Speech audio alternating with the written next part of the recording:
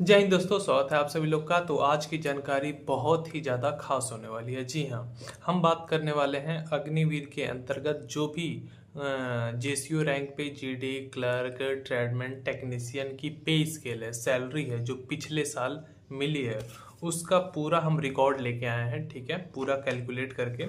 और ये एक पे स्केल एक व्यक्ति की है जो फैमिली मेम्बर हैं, उनकी पे स्केल है। तो मैं आपको बताना चाहता हूँ कि देखिए, वैसे तो लोग डिफेंस में जाना चाहते हैं तो 90% तो अनएम्प्लॉयमेंट की वजह से लड़के तैयारी करते हैं और डिफेंस ज्वाइन करते हैं, और 10 होते हैं उनका ड्रीम होता है कि नहीं, हमें डिफेंस में जाना है, आर्मी ज्वाइन करनी है, देश का सेवा करना है, या वट जो भी उनका सपना होता है उसे पूरा करने के लिए वो इंडियन फोर्स में जाते हैं। तो इसमें जो सैलरी मिल रही है उस पे बात करेंगे। जीडी की क्या सैलरी है, ट्रेडमैन की क्या सैलरी है, टेक्नीशियन की क्या सैलरी है, मतलब इनकी जो मंथली सैलरी है वो कितनी है, और ड्यूरिंग आप 4 ईयर का जब पीरियड कंप्लीट करते हैं तो at the end of the year आपको इन हैंड कितना मिलता है। ठीक है, तो सबसे पहले बताते हैं, लेटिज्यूम आर्मी जीडी की बात कर लेते हैं। तो लेटिज्यूम आपने क्लास 10th पास किया, आर्मी का फॉर्म भरा, physical medical exam question paper निकालने के बाद भर्ती हो गए। तो जब अग्निवीर के अंतर्गत आप भर्ती हो रहे हैं, जो 4 साल की जॉब है, पूरी 4 साल की नहीं है, परमानेंट भी है, वो अपने हिसाब से परमानेंट रखेंगे, और जो एक्स्ट्रा कैंडिडेट रहेंगे वो उन्हें रिटायर कर देंगे। ठीक है, और वो उन्हें एक बेनिफिट और होगा, एक्स सर्विसमैन की उन्हें कार्ड मिलेगा, उसके अंतर्गत और भी अगर वो फॉर्म भरते हैं तो उसमें उन्हें छूट मिलेगी। ठीक है, और स्टेट गवर्नमेंट भी उनके लिए वैकेंसी निकालेगी, और जो आर्मी से रिटायर पर्सन रहेंगे उनके लिए अनेक प्रकार की अपॉर्चुनिटी प्रोवाइड करेगी। तो इसमें देखने वाली बात है कि फर्स्ट ईयर जो पहला साल है, आपकी सैलरी टोटल ऑल ओवर 30,000 यानी 30,000 रहती है। जीडी ट्रेडमैन क्लर्क तीनों की सेम है। ठीक है, अब इसमें ये 100% आपकी सैलरी है। ठीक है, 100% है। अब इसमें 30% अप्रॉक्स कटेगा। ठीक है, आपकी सैलरी इन हैंड जो हाथ में आएगी, आपके अकाउंट में आएगी आपको खर्चे करने के लिए, वो आएगी 21,000 पर मंथ, 21,000 रुपये, 21,000 आपके बैंक अकाउंट में आएगा। ठीक है, उसके बाद आप कहेंगे कि 30,000 सैलरी है, 21,000 आ रहा है, तो बाकी का 9,000 कहाँ गया? तो जो 9,000 आपका है वो corpus fund, GOI India corpus fund में, गवर्नमेंट ऑफ इंडिया के वो फंड में जाता है।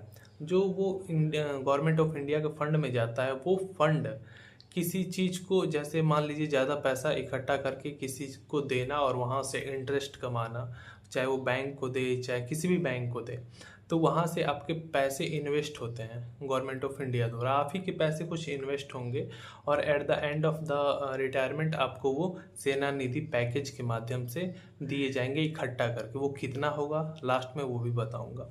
तो आपने देखा, 1 साल आप जॉब करेंगे, 4 साल में से 1 साल आपने जॉब किया तो आपकी इन हैंड सैलरी 21,000 मिली। अब 21,000 लगातार 12 महीने तक मिलेगी।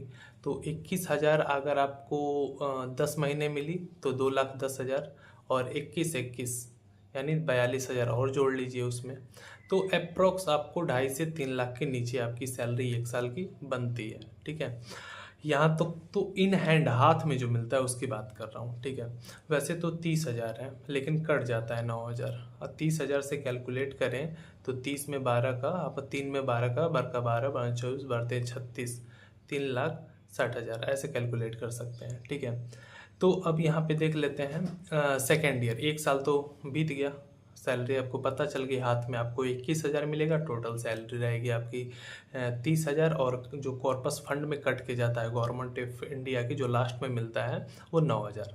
अब बात कर लेते हैं सेकेंड ईयर की। ठीक है, तो सेकेंड ईयर में आपकी सैलरी जो होती है 100 ऑल ओवर 33,000 यानी 33,000। अब इसमें आपको इन हैंड हाथ में कितनी मिलती है? 23,100 रुपये, 23,100 रुपीज़ आपको इन हैंड हाथ में मिलता है। बाकी का 9,900 कॉर्पस फंड में जाता है। ठीक है, इतना जाता है सेकेंड ईयर में, और वो लगातार 12 महीने तक जाता है। ठीक है, तो यहाँ आपने सेकेंड मंथ की सैलरी देखी 33,000 all over, and in hand salary is 23,100 आपके हाथ में मिलेगा। ठीक है, 23,100 ये सेकेंड ईयर की सैलरी है। Now come to the third year. तीसरे साल पे आते हैं। तीसरे साल आपकी जो ऑल ओवर 100% सैलरी होती है वो 36,500 36,500 सैलरी ऑल ओवर आपकी होती है। But in hand salary is 25,550 rupees, यानी जो आपके हाथ में मिलेगी वो 25,550 रुपये होगी। ठीक है। और जो कॉर्पस फंड में ट्रांसफ़र होगी गवर्नमेंट ऑफ इंडिया के 10,950 रुपीज़। ठीक, गवर्नमेंट ऑफ इंडिया के जो फंड में आपका थर्ड ईयर में आपका जाएगा, यानी ऑल ओवर आपको 25,550 रुपये मिला और टोटल सैलरी थी 36,500। कॉर्पस फंड में गया 10,950, यानी सिर्फ 25,550 रुपये आपको मंथली मिलेगा थर्ड ईयर में। अब इसमें आप कैलकुलेट कर लेंगे, 12 से मल्टीप्लाई कर देंगे तो ऑल ओवर आपका 1 साल की सैलरी आ जाएगी। ठीक है। अब चौथे साल की बात कर लेते हैं। तो फोर्थ ईयर में सैलरी थोड़ी बढ़ जाती है, खुशी थोड़ी सी आपको ज़्यादा महसूस होगी, 40,000 आपकी सैलरी हो जाती है। ये टोटल है ऑल ओवर। अब इन हैंड जो सैलरी है, हाथ में जो आती है, वो 28,000 सिर्फ आती है। 28,000 salary you will receive in your hand, it means in your account. ठीक है। अब जो 28,000 आपकी सैलरी चौथे साल मिलेगी। अब कॉर्पस फंड में, गवर्नमेंट ऑफ इंडिया के कॉर्पस फंड में जो जाता है वो 12,000 जाता है, यानी 12,000। ठीक है।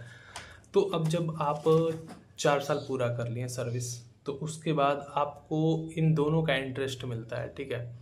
इन दोनों का इंटरेस्ट मिलेगा 5 लाख रुपए। 5 लाख रुपए जो आपने कॉर्पस फंड में डाले थे, कॉर्पस फंड और गवर्नमेंट ऑफ इंडिया के फंड में, तो इन दोनों के 5,02,000 5,02,000, यानी टोटल 10,04,000 रुपये आपके सेना निधि पैकेज के at the end of service आपको मिलते हैं विथ एक्स सर्विसमैन।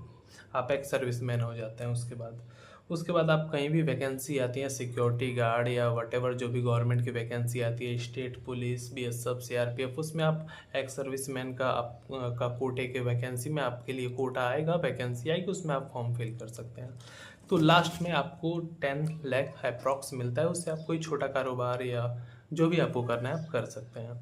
तो यहाँ तक जानकारी आपको आर्मी की, इंडियन आर्मी की अगर सैलरी से रिलेटेड अच्छी लगी हो तो वीडियो को लाइक करिएगा, शेयर करिएगा, और मैं वीडियो कहीं से भी बना के अपलोड कर देता हूँ। और कोई डाउट होगा तो आप कमेंट करके ज़रूर पूछिएगा, हम आपके सारे डाउट क्लियर कर देंगे डिफेंस से रिलेटेड, क्योंकि ये जो जानकारी दी जा रही है वो पिछले 5 साल के एक्सपीरियंस के बेस्ट पे दी जा रही है। आई होप ये जानकारी आपको समझ में आई होगी एंड तक, और अपने दोस्तों में भी ज़रूर शेयर कीजिएगा। जय हिंद, जय भारत, वंदे मातरम।